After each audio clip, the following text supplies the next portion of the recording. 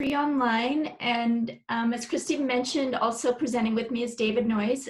David is the head of our curriculum and does have his national boards in English language development. Language Tree has been around since 2003, and we've always been very focused on language learning the past several years with an emphasis on supplemental tools for our English learners. So with that, our plan today is to go through a short PowerPoint presentation to give you a good high-level overview, and then we will go in and I'll show you a demo so you can see what we've developed firsthand. And as Christy mentioned, if you have questions along the way, please do put them in the chat, and we will make sure we get those answered towards the end of our meeting. So with that, I'm going to turn it over to David, and we'll jump into the presentation. Good afternoon, everybody. Thank you for joining us.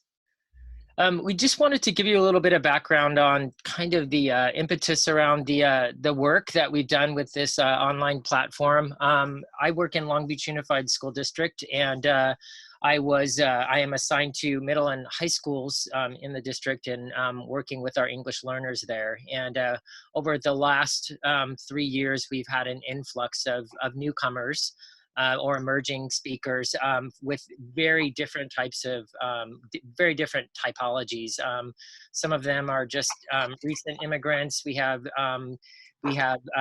many students that have never been schooled before, so they are illiterate in both their primary language and English as well. And it really kind of created a moral imperative for us. And when we started kind of looking at the types of resources available for our English learners at that age or that grade, those grade levels, especially the newcomers, we found that there were very limited resources.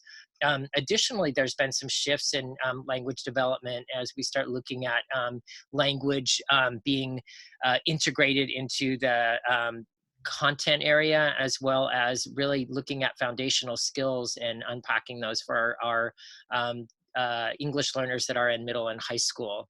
The other thing that we found was we discovered that there were a lot of programs out there, but they didn't have very formative and summative assessments.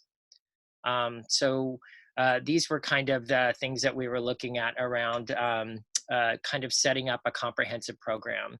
So what we did was we started with the English language development standards for California, because they were the most granular in terms of really unpacking language. We also looked at the WIDA standards and the TEA standards for Texas, and we created just a real close look at how we could have a program that met all of those or addressed all of those standards. So the way we unpacked it was we call them buckets, or 3 different areas. We have collaborative listening and speaking, and that's around interacting in meaningful ways. It is collaborative language, interpretive language, and productive language standards. We also looked at the language function and construction. That's that second bucket. It's kind of learning about how English works. It's text cohesion, looking at how we condense and connect sentences, parts of speech, those things. And lastly, one place that was really important to me was the foundational literacy skills. We realized that without those foundational skills in English, our students have very limited opportunities to really comprehend and begin to understand how the English language is written and spoken as well. So moving on, a couple of other considerations, especially around the assessment. We wanted something that provided an assessment that gave students an opportunity for multisensory input, meaning they were able to hear it, they were able to potentially read it, and they were able to see it. So we have a lot of video input that really levels the playing field as we provide an opportunity for them to actually answer the question without struggling with just one facet of the language. So what we did was each assessment has each assessment item is addresses a standard. We have 2 assessment items for each standard. So we get one of them might just be out of luck, but the second one really helps us narrow in on what some of what the student might be have assets towards or be lacking. We really wanted to look at the social context, middle and high school context that would tap into the student's background or schema. So we provided experiences that they can connect to, so we could actually build some of that acculturation in and really narrow down again the language standards. And on that next slide.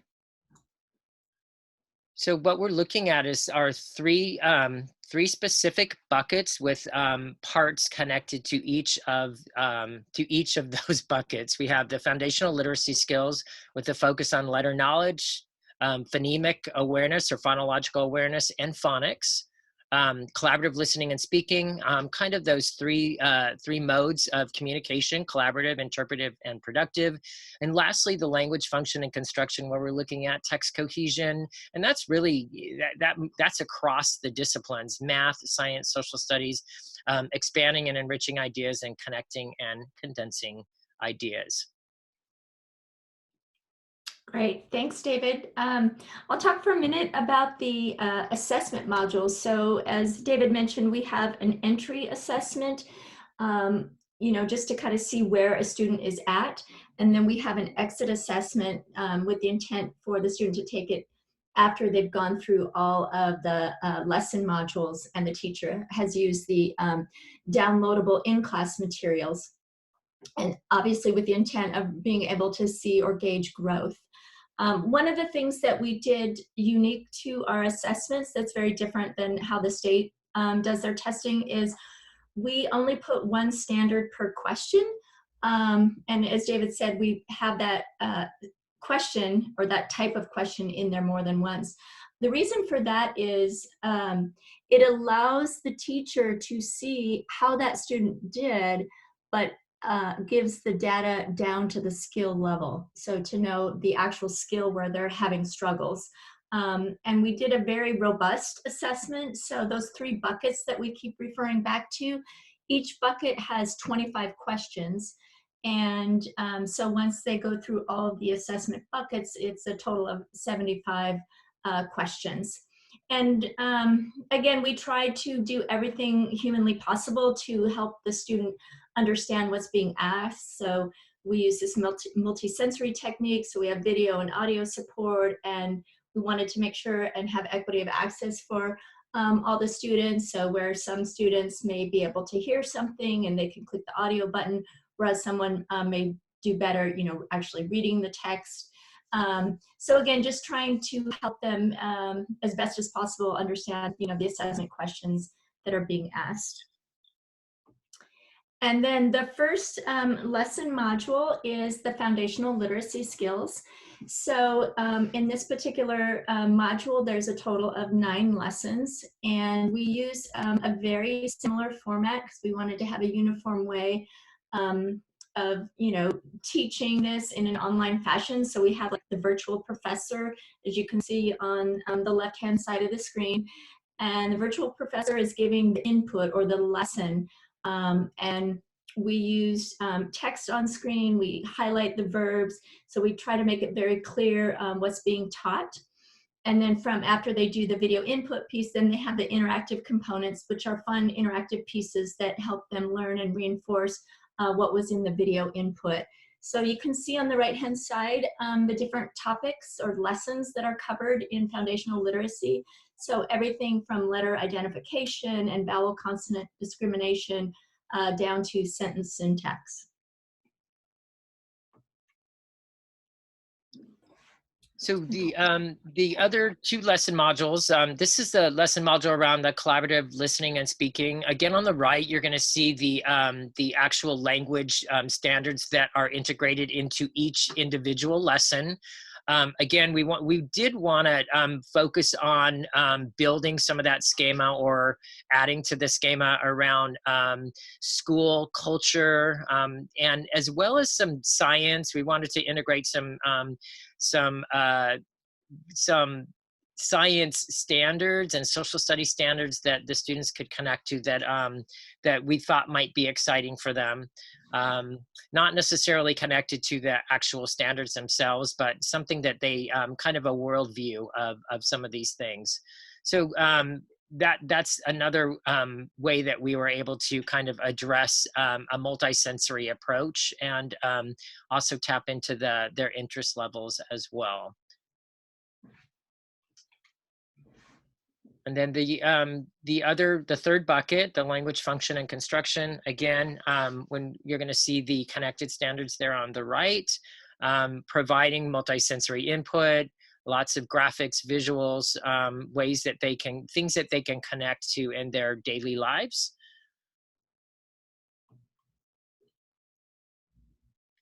And then this is something that was actually added based on our time in the classroom, and spending some time with teachers, doing some team teaching, and some really looking at, those folks with boots on the ground, getting some input from them. And one of the things that we discovered was when a student is on in an online platform the whole time, we were missing some of those key opportunities to really amplify the language, and for students to collaborate with one another and actually use the language real time. So we added our downloadable lessons, and for each lesson, each individual lesson, there's also a downloadable lesson that really focuses on the productive language opportunities and the collaborative language opportunities. So the teacher can use this either whole class or small group in a designated ELD construct. And what it does is the teacher kind of facilitates these activities while formatively assessing where the students are at. The other thing we wanted to try and do with each of the downloadable lessons is have an opportunity to take it all the way into writing. It's a scaffolded approach, but it's scaffolding up and not necessarily watering anything down. We're not watering down the language demand, we're actually amplifying it. So the 3 parts are skill, just a review of the actual skill. There's some guided practice, and then we have independent practice as well. Great, thanks, David. So that sums up the overview presentation, and I'm going to switch gears here. Give me 1 second and go into the actual online content. So I've already logged into Language Tree Online courses. I'm logged in as a teacher. Both teachers and students pretty much see the same thing in the program. The only difference is a teacher has access to view the reporting, and a teacher also has access to the downloadable material, whereas that's hidden from the students. But over here on the left-hand side under my courses, you'll see the different courses. And I'm gonna just jump in and kind of show you a quick high level here. If we click on the entry assessment, you'll see those same 3 buckets that we've been talking about: foundational literacy skills, collaborative listening and speaking, language function and construction. And as I mentioned before, each of these assessment buckets has 25 questions. So in total, there's 75. The nice thing is, though, that kids, I know there's a thought that many feel like kids are being assessed to death. So they can go in, let's say they start with foundational literacy skills and they get to question number 4. That's fine. The next time they log in, they'll just move on to question number 5. So it's certainly not a matter of sitting down and going through 75 questions. But I'm just going to jump into language function and construction because I want you to get a feel for how we have the standards-based assessment and how it corresponds to the standards-based lesson. So let me go into the assessment, and I'm going to kind of jump around here. But here's an example of an assessment question. Look at the picture and listen to the sentence. Angela went to the library to check out a book. Which word below can be used to replace the name Angela? So from there, the student can read or listen to the audio button. She, he, it, they. And they'll make their selection and go to the next assessment question. And you can see question number 6. I don't have to play it again, but it's a very similar question. And again, it's assessing pronouns. And then we have another one on pronouns, question number 21. So if we go back out to home, so we were, just to recap, we were in the entry assessment and we were in the language function and construction bucket. So now let's look at the lesson modules. And again, it's those same 3 buckets. I'll just click on each one to show you. So foundational literacy skills, you'll see there's a total of 9 lessons, and it will tell you what each lesson covers. And then collaborative listening and speaking, there's a total of 12 lessons. So again, the number really corresponds to the number of standards. And you know, sometimes we get asked, well, how long are each lesson? So the lessons vary in length because sometimes you'll have like substandards underneath, so you may have a very lengthy lesson, whereas some of them may be shorter. So again, it really just depends on the standard that is being taught. And then the last bucket is the language function and construction. So, and this one has 7 lessons. And if you remember, you know, we looked at the entry assessment and we were in the language function and construction, and we looked at some assessment questions around pronouns. So I just want to show you how it corresponds to the lesson modules. So lesson 2, as you can see, is on pronouns. I'll click on that and give you just a quick feel for what a lesson module is like. In this lesson, we will learn about personal pronouns and how they are used in reading and writing. Let's review. A personal pronoun can refer to a person, place, thing, or idea. Here's an example. The boy walks to school. He walks to school. The pronoun he is used to rename the noun boy. Here's another example. The dish is in the sink. It is in the sink. The pronoun it refers to the dish in the sink. One more rule about personal pronouns. They can be masculine, feminine, or neither. When a noun refers to a place, thing, or idea, we use it. The pronoun it is neither masculine nor feminine. Okay, so again, we have the video input for the lesson, and then this gets into the interactive or piece for students. So we have a standard T chart, as you can see, with the noun and then the applicable pronoun to the right, and then they get into doing the activities. Look at the pictures below. Choose the correct pronoun. And so then, you know, the student will make their selection as they go along. This is kind of a lengthier lesson, so I don't know if I'll, you know, for the sake of our time on this call, show you everything, but just wanted to give you a high-level view. We also had the program set up so that once a student goes through all of this and then they submit all and finish for this lesson number 2 on pronouns, they have to get 80% or higher to move to the next lesson. Otherwise, the system will prompt them to retake it so that they can review the video input again and you know, really acquire the skill that's being taught. So I'm going to jump back to the home here. So we just did a quick, you know, overview of the entry assessment, and then we looked at one of the lessons in the lesson modules, and then lastly, you know, the exit assessment. And again, it's the same 3 buckets, 25 questions each. The exit assessment isn't exactly the same as an entry, but we are assessing the same thing, so it's very, very similar. I can click on one of these and just give you an idea of how, the variety of the assessment.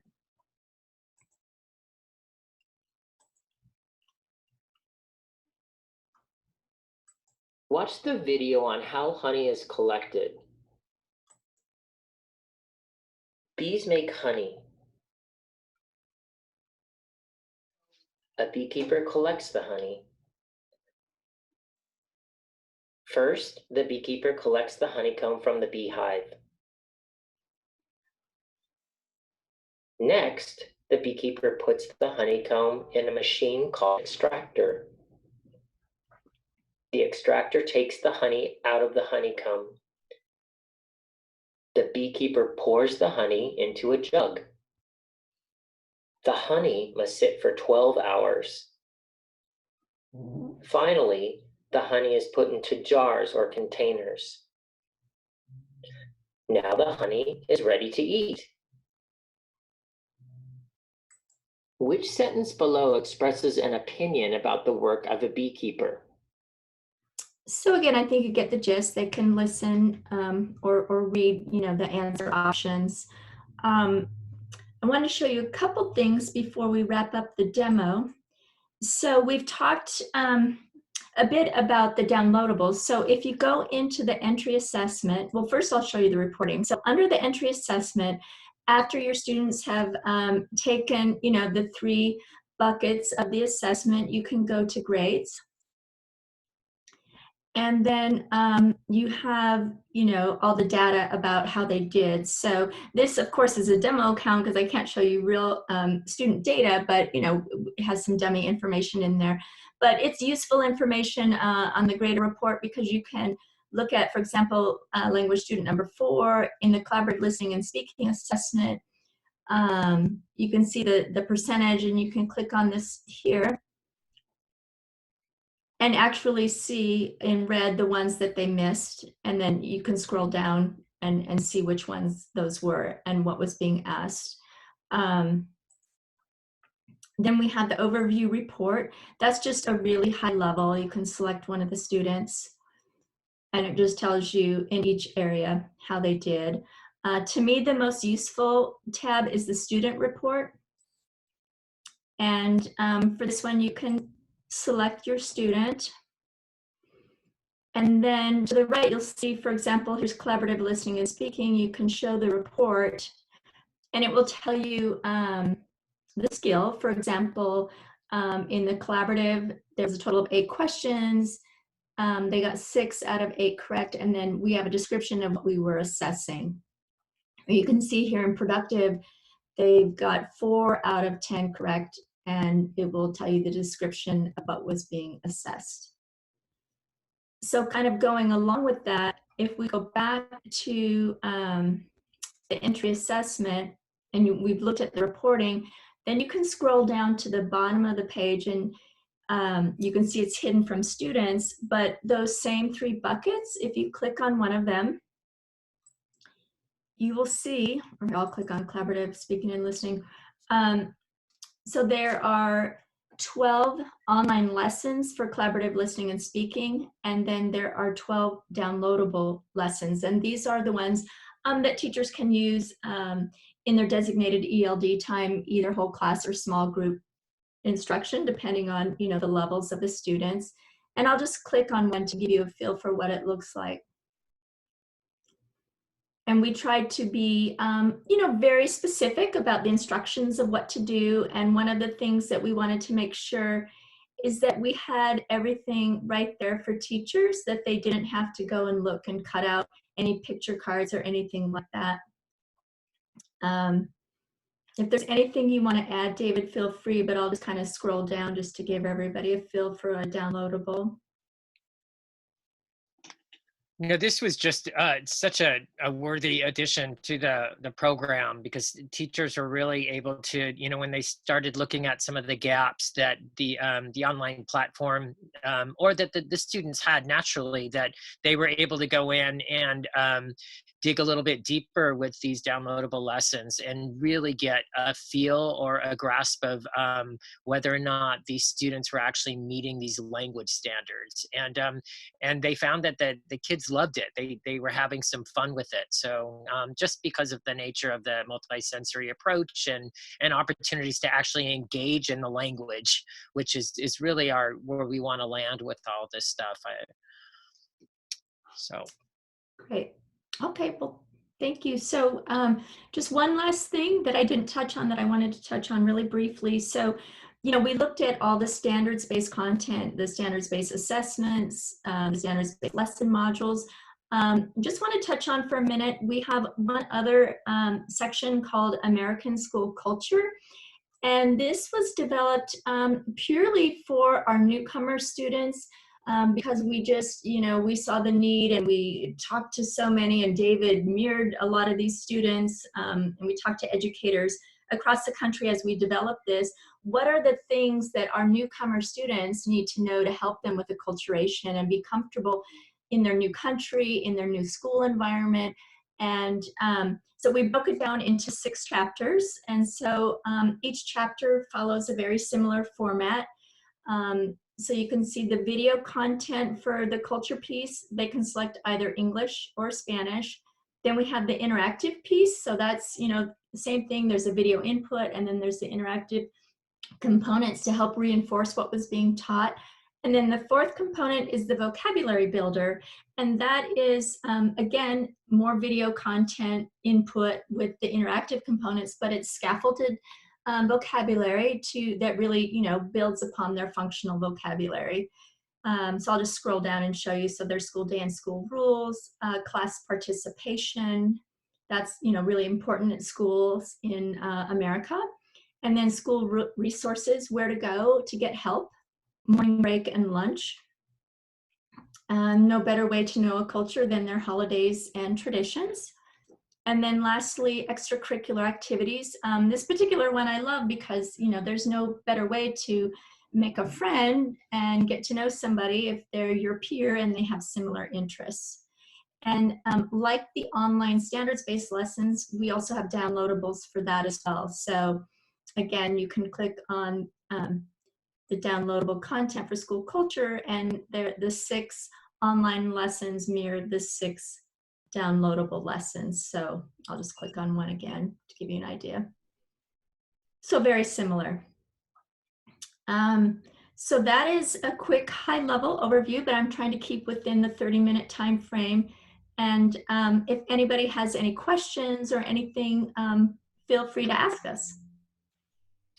Jennifer, I just get a question that people ask us a lot. It's, you know, many of the newcomers don't have any language transfer skills. How can they use this program? I could feel that because that definitely comes up and definitely happens.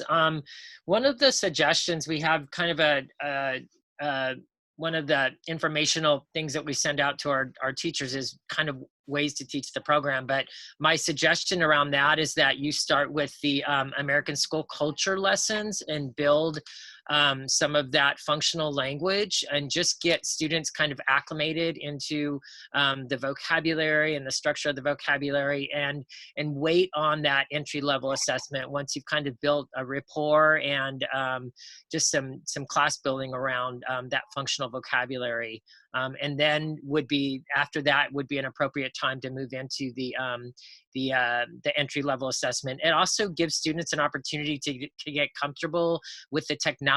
You know, many of our students are right in our district they're refugees, so they have never had a device in front of them, and so we're really kind of really trying to be supportive of the socio-emotional needs as well.